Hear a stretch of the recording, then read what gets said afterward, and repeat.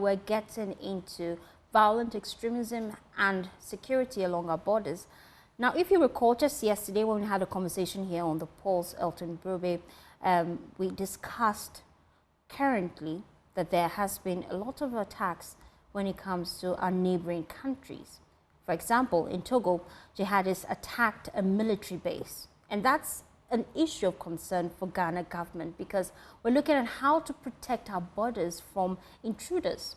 Well, there is a program coming up, and I would let my guests in the studio tell me all about it. They call it the Sahel Peace Initiative. I have with me Reverend Father Michael Kweku. He's Director of Governance, Justice and Peace, National Catholic Secretariat. Thank you for your time here on the Pulse.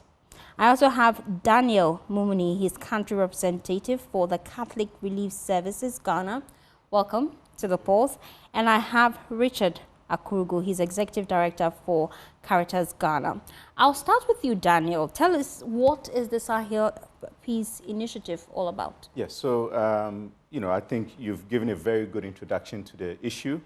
For the last 10 years, the West African sub-region, the Sahelian region, has faced a lot of violent extremism. Statistics show that many people or many countries are falling to the hands of the jihadists, you know, or the violent extremists, as we would like to call them. If you take Burkina Faso, for example, a chunk of the country is now under the control of militants, the violent extremists. And so in the last 10 years, we've all been thinking about how do we build resilience in these communities and in these countries in twofold. So there's the combating of violent extremism and then the prevention of violent extremism. So in 2019, the Catholic Church, all the Episcopal conferences came together in Burkina Faso to think about how church action can be brought in to look at how this can be contained and addressed. And so the Sahel Peace Initiative is an initiative by the Catholic Church, funded by the Catholic Relief Services, to build this resilience and to look at different strategies, working with national and subnational entities to help address the threat of violent extremism. So it's in Ghana, Burkina Faso, Mali, Cote d'Ivoire, and Niger. And so, yes, in Ghana, this is being led by the Catholic Secretariat. Now, government says it is tightening security along our borders, especially because our borders are quite porous. Now, let's look at how this initiative can bring together stakeholders, because it's one thing to improve security, but sensitization is key, especially for people living along the borderlines. Tell us more and how this initiative can help fix that problem.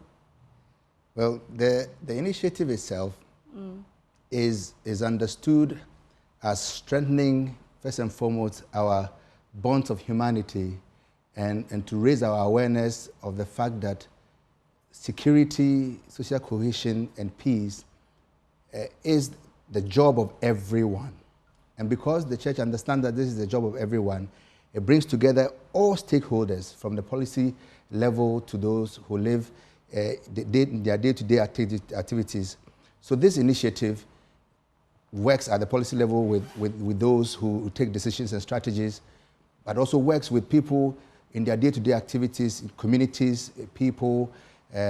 For instance, we took out some project with youth unemployment to empower them, to help them to find new skills or to sharpen existing ones, or to direct them to also find their own path in life, so that this sense of empowerment reduces the temptation to be pulled or pushed into any form of extremism. At the policy level, for instance, we will be launching a 5-year strategic plan, which we have done with various aspects in the area of security and social cohesion. So at every level, policy or otherwise, we are bringing people together to the conversation table to see how we can all contribute to building peace and ensuring security. I'll come to you, Richard, because this is quite key. You've been partnering with a lot of organizations to ensure that issues such as violent extremism and security threats is dealt with at the stakeholder level. Yeah. What should we expect in this conference? Okay, so this is a 2-day event that we are hosting at Accra International Conference, and we are bringing together stakeholders from government side. We are looking at key ministries that are relevant to peace building in the country. We are looking at traditional authorities. We are bringing together CSOs operating in the space of peace building. We are bringing ordinary Ghanaians, including people who are into day-to-day activities, women groups, youth groups, all those who are relevant, and which is a carefully selected list of the cross-section of the Ghanaian society. And we are prioritizing these issues in a way that on the first day of the event, which is the 30th of July, we are going to focus on general peace and social cohesion and security matters. Then on the second day, we are going to focus on election 2024. On each day, we have key presentations from experts, but we also have panel discussions where experts will sort of present ideas on key topical issues, and participants will have the opportunity to contribute and then to ask questions. So this event is actually to raise awareness about the need for all of us to contribute towards building a cohesive society, a peaceful society, and a secure society. Now, I'll come to you, Daniel. We've been hearing about jihadist attacks in Nigeria. Now it is inching closer to us, just Togo. As a country, do you think that stakeholder dialogue is enough to fix this problem? Well, that's a very good question. It's a first start, but it's not the panacea to the resolution of this, because I think we need to look at the root causes. Why are the attacks happening, and why are people being radicalized? And the answer is very simple. When people's basic needs are not met, when people feel disillusioned, these are all recipes for the threat of violent extremism. And so aside what we call the kinetic, which is like more the military activities of border control and all of that, we need to look at how, first of all, we can address issues of inequality, issues of marginalization, because we are also seeing huge marginalizations of some vulnerable groups, the Fulbe being one. Until these things are resolved, we stand a threat of seeing a lot of upheaval within our society. But more importantly, also about youth unemployment. When you look at the youth bulge and the number of young people that are unemployed, these are all recipes for radicalization and the influence of violent extremists. And very lastly is the issue of basic services. When people's needs and wants are not met, and especially when that vacuum is being filled by these violent extremists who do not only come, they come with messages and they come with goods. If you look at their strategy all across the Sahel region, they don't just come with force, but they also sometimes come with issues or services that addresses community needs. So this is why it is important that we look at comprehensive solutions to the issue of violent extremism. Yes, the military aspect is very important, and government is doing a lot. I mean, we've got a fantastic security service. But let's also begin to look at the social services. How are we addressing people's needs, and how are we ensuring that people can thrive in just societies? And here I'm talking about the issue of marginalization, so that nobody feels excluded, and that there are mechanisms where we can also resolve issues. In every society, there are conflicts.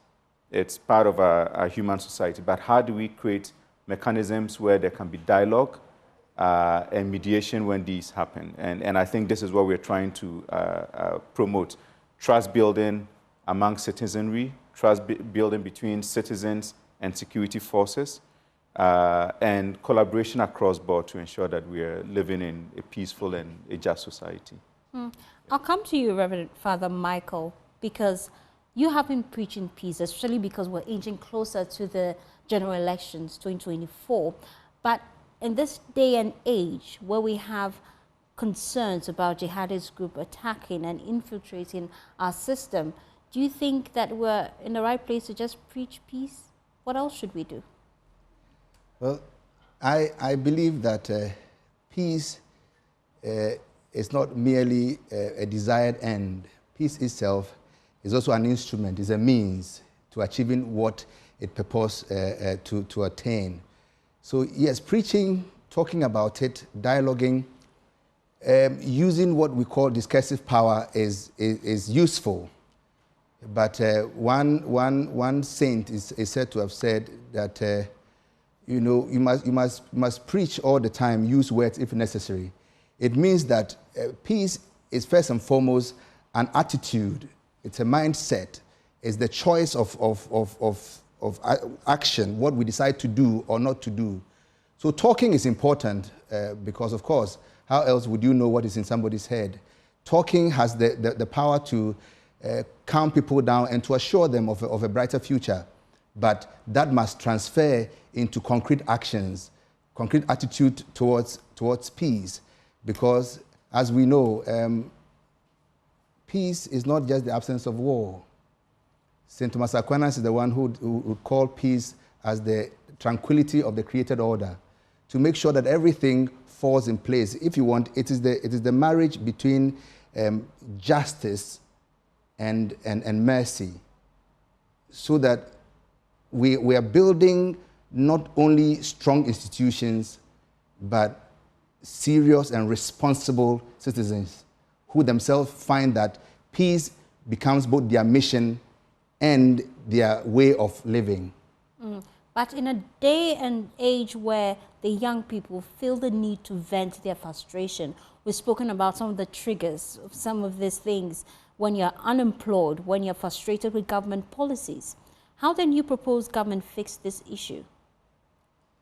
Well, I think that the institutions of our country have to work, which means that vigilance, for me, is important.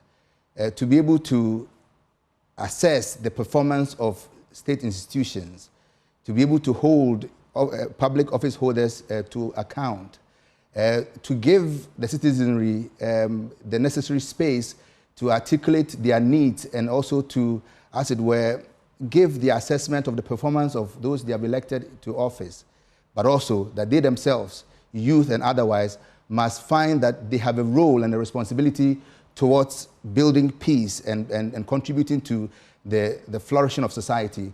So it is not just a one-sided conversation. It is putting into practice this principle of co-responsibility, where everyone has a responsibility and has a stake in building what we desire as our common collective assumption and aspirations. I would come to Daniel shortly, but let me come to you, Richard. And as a young person, what is my role in ensuring that Ghana protects this peace that we enjoy right now? I think the first and cardinal thing every young person has to be mindful of is the fact that the peace we enjoy in our country should not be taken for granted. There are people in other areas of the world who, for no fault of theirs, today, they don't have a place they can call a home. They have become strangers in another man's land. And so we should be grateful that we have a country, we have a home, we have a place we can call our own. And so we have to all guard against that, against people destabilizing our country. We have to, as youth, we may have our grievances, but we should be responsible in demanding what is duly ours. Yes. Now, I'll come to you, Daniel, because as a young person, I'm wondering, you talk about how being marginalized in society can actually trigger some of these things and even influence you to be a part of jihadist groups. Just last week, we're discussing the witchcraft bill that was brought before Parliament, the President refused to assent to that bill because it places a lot of financial strain on the consolidated fund. He proposed that it shouldn't have been a private member's bill, but rather something introduced by the presidency. Now, Siraj has already told the presidency to assent to this bill. We're living a day and time where even our constitutional review and in terms of our legal structures is making it very difficult to protect people who are marginalized. How then do I come on board as a young person? Well, I mean, I think it's important for us to realize that we, as a young person, first of all, there's a voice, right? And as Richard was saying, it's how we apply that voice, you know, and that is what democracy is all about. Democracy creates the space for us to dialogue and for us to, you know, push back if need be, using the systems and the institutions in place.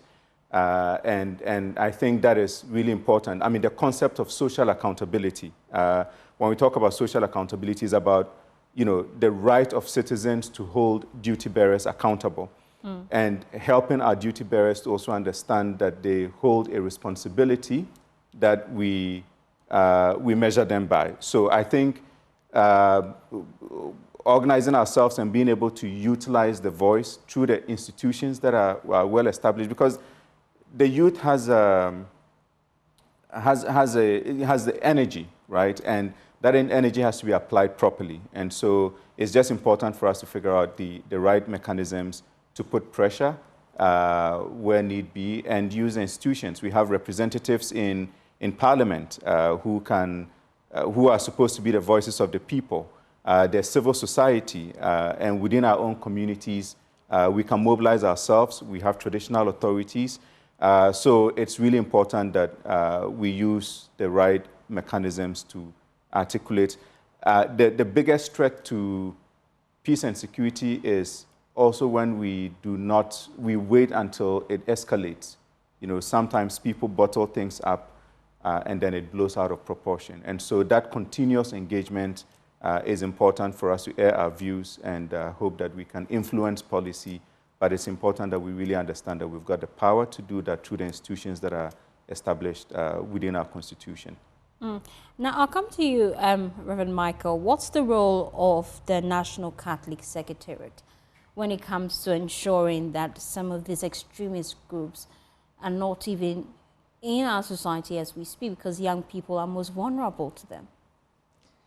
Well, the National Catholic Secretariat, as you may know, is the executive arm of the Ghana Catholic Bishops' Conference. And the Catholic Church and the Bishops' Conference, for that matter, is guided by what is revealed in Scripture and in sacred tradition as the will of God for humanity, that all of us, in spite of our differences, are called to live in unity and in peace and to create the environment for the mutual development of everybody. Because of that, the Catholic Secretariat, guided by these principles and the principles of the social doctrine of the Church, engages various sectors of society, especially where we find that there are hotspots in relation to peace, to dialogue, and to direct. So the church opens its doors, dares to engage all manner of people.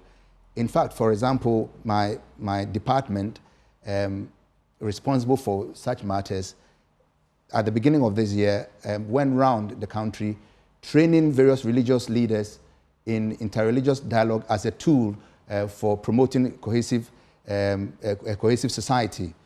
So the church doesn't shy from engaging society in its different categories and expressions. So that is how the church's approach is. It believes in both the proclamation of the gospel and the dialoguing with people, whoever they are, whatever their background, to make sure that it contributes positively to building a cohesive society, an environment for peace and development. Thank you so much. I'll wrap up with you, Daniel, and also come to you, Richard, for your final words. Well, I think, you know, with all that we've said, it's important for us to understand that the threat of violent extremism, in fact, it's an imminent one. It's not something that we are saying, but it's something that national security is well aware and concerned about.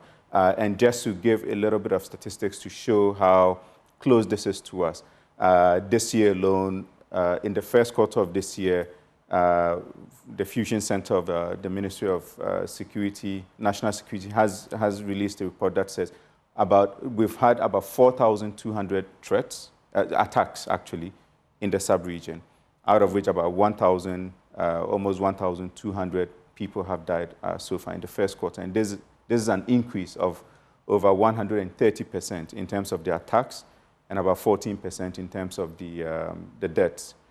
It means that the threat is increasing instead of decreasing. And that poses a huge concern for all of us as a country. In your introduction, you also mentioned the attack in Togo. Almost all the neighboring countries have had their fair share of attacks, unfortunately. And the expression that if your friend's beard is on fire, you put water next to yours. And I think that is what this is all about. And so for us, next week's engagement is more about how do we have a multi-stakeholder approach, realizing that this is not the responsibility of just one individual or one institution or one agency. Everybody from the youth to the security forces to, you know, every single person should be of concern and should have an interest and a role to play in terms of how we ward off violent extremism in Ghana. We've got one country, and we have to make sure that our borders are secure. And very lastly, to mention that sometimes we think of violent extremism from the perspective of an incursion into the country. There is also the possibility of homegrown, you know, extremists. And so how we apply our understanding of things from the religious angle, you know, from the social angle, we need to be very measured. From the political angle, especially as we head towards national elections, we can brew violent extremists in our own country, even through the political system, when people hold very strong views and are willing to go the full extent to express those views. So it's really important for all of us to realize that this is not just an external threat, but it could also be internal. But let's all work together to make Ghana the most peaceful country, or to continue keeping Ghana a peaceful and safe country for all of us. I'll wrap up with you, Richard. Tell us where this event is happening, time, date, and how I can be a part of it. Okay, so the National Forum on Social Cohesion, Security and Peaceful Elections is happening at Accra International Conference Center on Tuesday, July 30th, and Wednesday, July 31st. And we have a hybrid version, the in-person and then online. For the in-person one, it is strictly by invitation.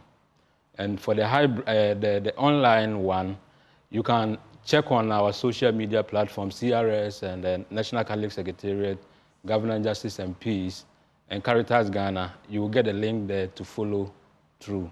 You have the opportunity to contribute, to ask questions, even if you are an online participant.